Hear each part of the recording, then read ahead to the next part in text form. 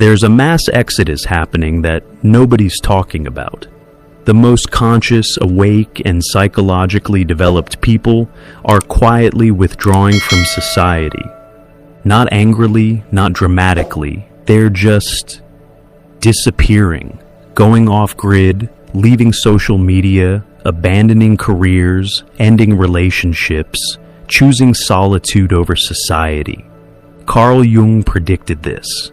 He called it the necessary withdrawal, when someone becomes so psychologically conscious that participating in collective unconsciousness becomes physically painful. Not metaphorically painful. Actually, somatically, psychologically painful. I'm about to explain why Jung believed this disappearance isn't just inevitable for awakening people, it's essential. Why the more conscious you become, the less you can tolerate normal society. And why this isn't spiritual bypassing or escapism. It's the psyche's survival mechanism when surrounded by mass unconsciousness. If you've been feeling the pull to withdraw, to disappear, to leave it all behind, Jung would say you're not antisocial. You're becoming too conscious for the collective container. Here's what Jung understood that explains everything. Society runs on collective unconsciousness. Shared delusions, mass projections, agreed upon shadows. These aren't bugs in the system. They are the system. And it only works if everyone participates unconsciously. The moment someone wakes up, really wakes up, not just intellectually but psychologically, they become a glitch in the matrix. They can see the projections everyone else is living. They recognize the shadows everyone's avoiding. They understand the games everyone's playing unconsciously. And once you see it, you can't unsee it. Jung experienced this personally. As his consciousness expanded, he found normal social interaction increasingly unbearable. Not because he was arrogant, but because he was awake in a room full of people talking in their sleep. Every conversation required him to pretend he didn't see what he saw, didn't know what he knew, didn't understand what was really happening beneath the surface. This is the curse of consciousness. You become psychologically alone, even when physically surrounded. You're speaking a different language, seeing different dimensions, operating from a different reality. And the effort required to bridge that gap, to constantly translate between your consciousness and collective unconsciousness, becomes exhausting.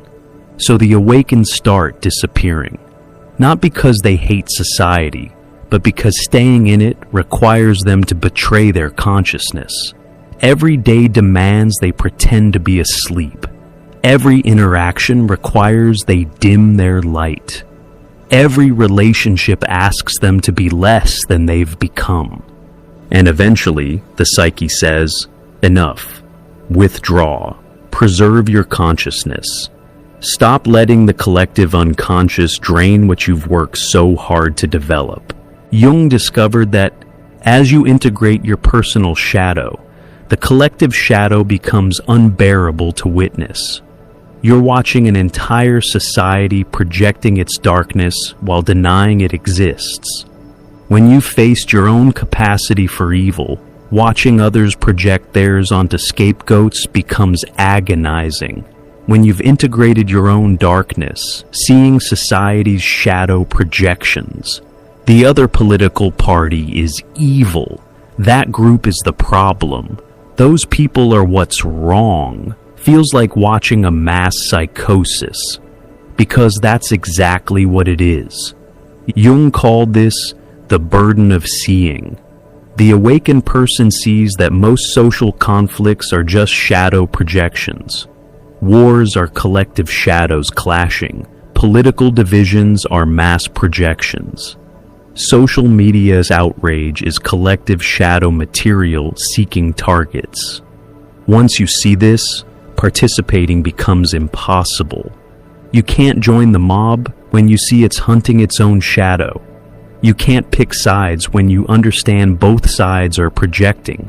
You can't engage in collective blame when you recognize it as collective unconsciousness. So you withdraw, not from superiority, but from psychological necessity. One of Jung's students described it perfectly. I used to have strong political opinions. Then I integrated my shadow and saw that my opinions were just projections. Now, when I see political debates, I see two groups of people violently projecting their unconscious material at each other while calling it justice or truth. I can't participate anymore. It would be like joining a mass delusion. But here's what's really happening. The awakened aren't just seeing the collective shadow, they're feeling it. When you become conscious, you become energetically sensitive. Being around unconscious shadow projection feels like psychological violence. It's not judgment, it's genuine energetic incompatibility. Jung noticed this in his own life.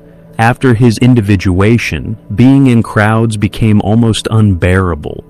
Not because he disliked people, but because he could feel the unconscious material swirling.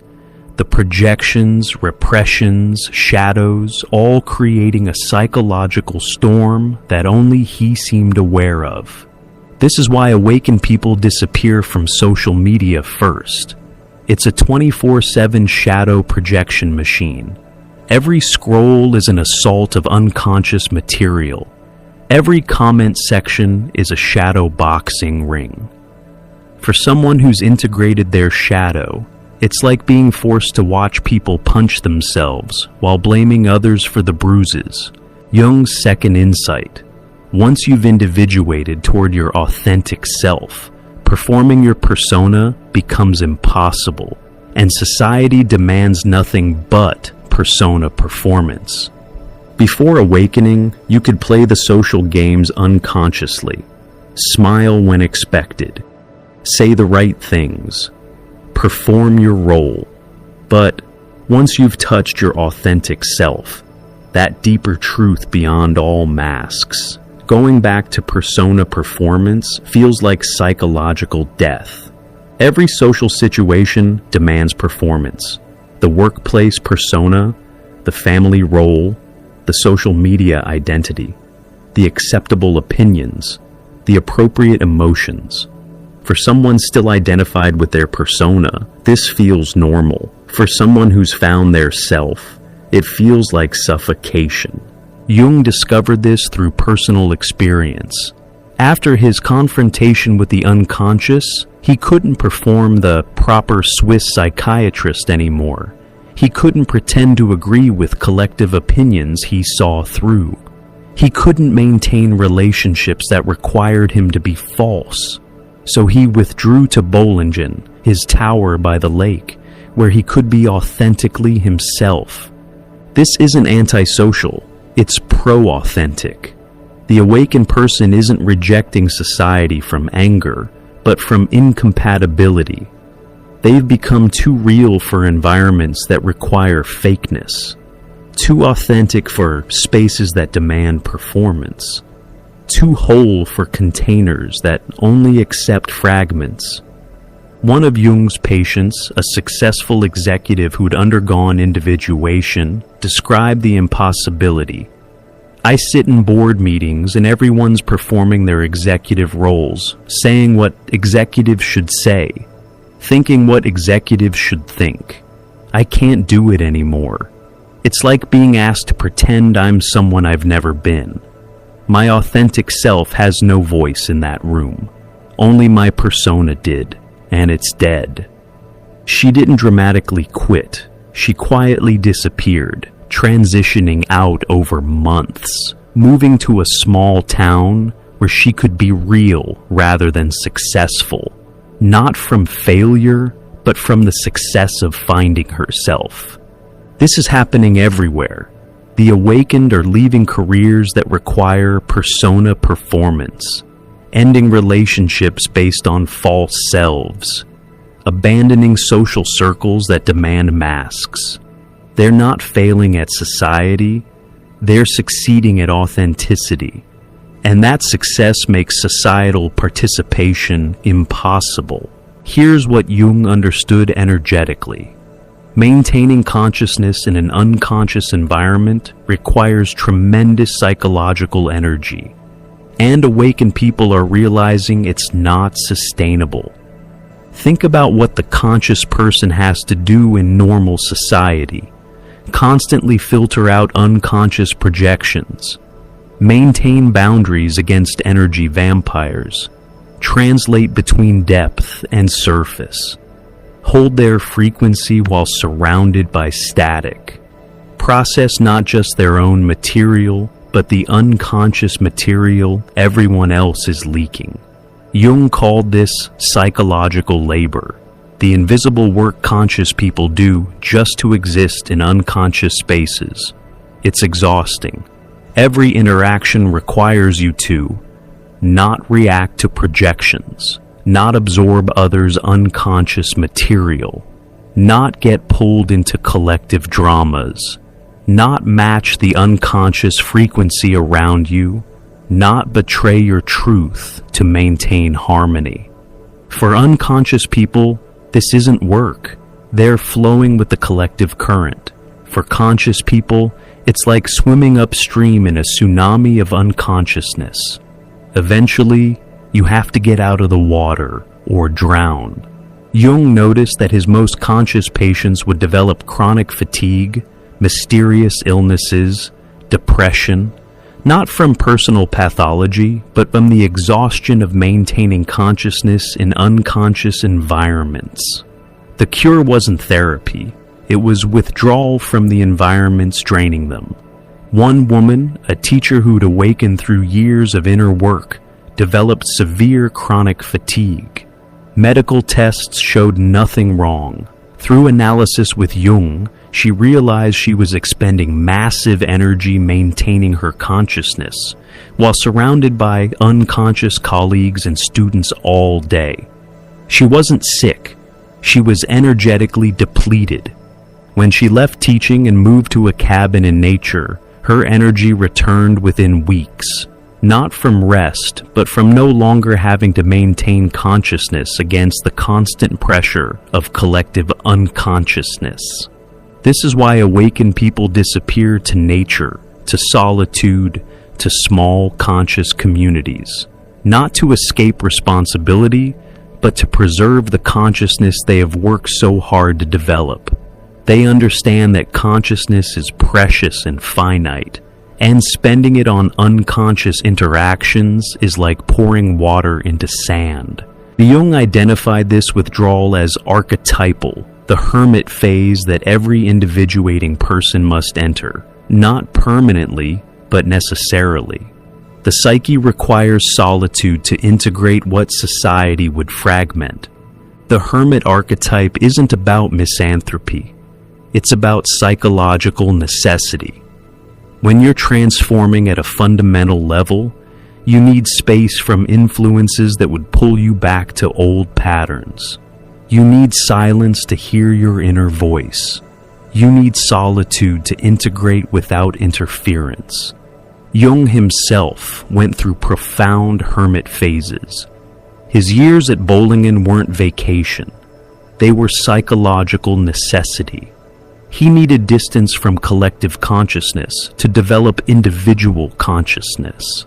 He needed separation from others' projections to understand his own depths. This is what's happening to awakening people now. They're not disappearing because they're weak or antisocial. They're following an archetypal pattern that individuation requires. The hermit phase is when the shadow integrates without social pressure to repress it. The self emerges without persona demands. Inner wisdom develops without outer noise. Psychological transformation completes without interruption. But here's what Jung emphasized. The hermit phase isn't escape, it's preparation. The awakened person withdraws not to abandon society, but to develop something society needs. They're gestating wisdom, integrating truth, becoming what Jung called aquarium fish, beings who've adapted to depths others can't reach. One of Jung's analysans, a philosopher, disappeared from academic life for 3 years. Everyone thought he'd had a breakdown. He'd had a breakthrough. In solitude, he integrated insights that would have been impossible while maintaining his academic persona. When he returned, he brought revolutionary ideas, but they could only emerge in withdrawal from the very system they would eventually transform. The hermit phase looks like disappearance, but it's actually deepening. The awakened person isn't running away. They're going deeper than society allows. They're doing the work that can only be done in solitude, developing the consciousness that might eventually help the collective, but only after it's fully formed. Jung's final insight offers hope. The disappeared don't stay gone forever. But when they return differently, not to participate in unconsciousness, but to offer consciousness to those ready to receive it. The awakened who disappear are following the hero's journey: withdrawal, transformation, return with gifts. But the return isn't to normal society. It's to the margins, the edges, the spaces where consciousness can exist without compromise.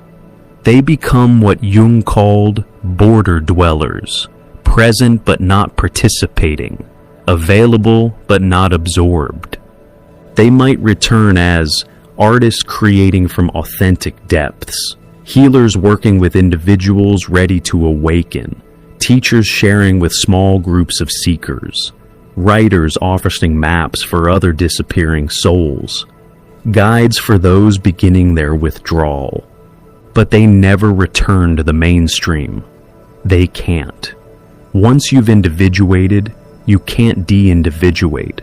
Once you become conscious, you can't pretend unconsciousness. Once you've found yourself, you can't live from persona. Jung observed this pattern repeatedly. His patients who fully individuated rarely returned to their previous lives. They created new ones, simpler, quieter, more authentic. They found ways to contribute without sacrificing consciousness.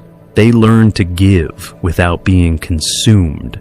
One patient, a therapist who disappeared for 2 years, returned not to traditional practice, but to working with a small group of individuals going through spiritual emergency. She couldn't do general therapy anymore. Only work with those experiencing what she'd experienced. Her practice was tiny but profound. She was invisible to mainstream society, but a lifeline to those awakening. This is the model: awakened people disappearing from mass society, but reappearing in conscious pockets, creating parallel structures, building alternatives, offering depth to those seeking it while remaining invisible to those who aren't.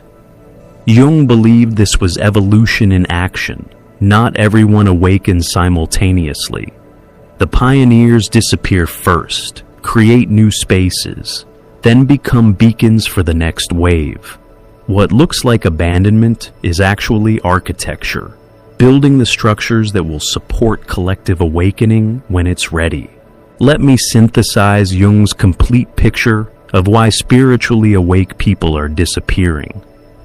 They can no longer tolerate the collective shadow that unconscious society projects. Their authentic self can't perform the persona that society demands. The energy required to maintain consciousness in unconscious spaces becomes unsustainable. They enter the necessary hermit phase that individuation requires. They eventually return, but only to conscious edges, not unconscious centers. This disappearance isn't failure, it's evolution, not weakness, but wisdom, not abandonment, but archetypal necessity. The awakened are following a pattern as old as consciousness itself. withdraw, transform, return transformed. Society experiences this as loss, abandonment, even betrayal. Where did all the conscious people go?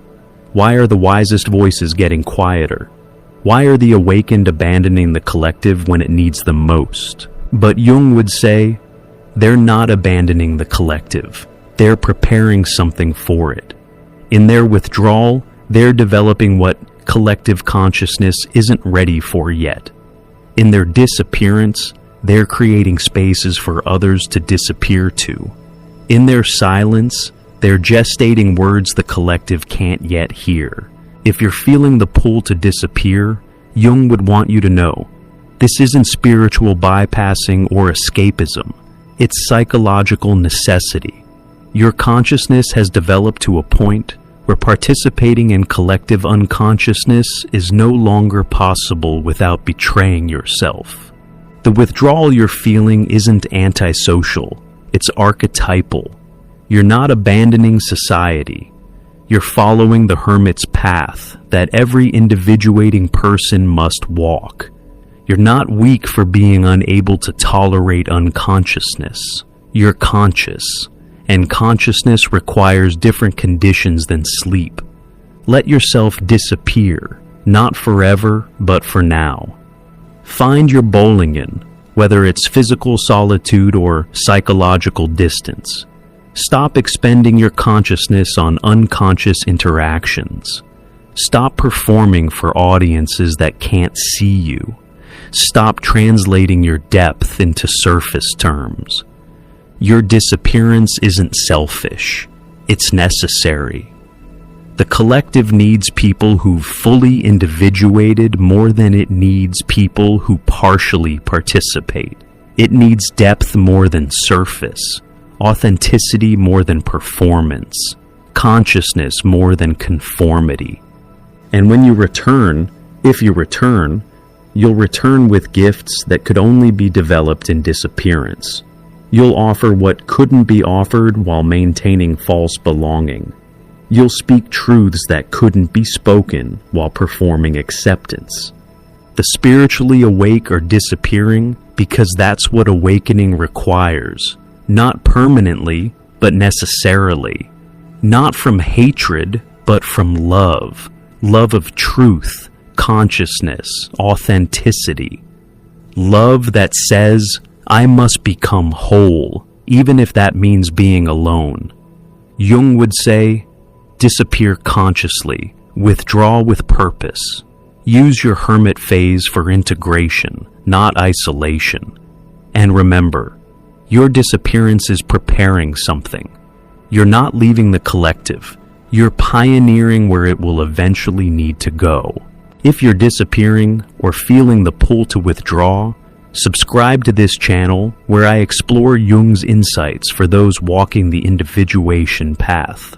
Watch the video on your screen now about the hermit archetype and how to use withdrawal for transformation, not escape. Remember, your disappearance isn't abandonment, it's evolution. And the collective needs evolved individuals more than it needs conforming participants.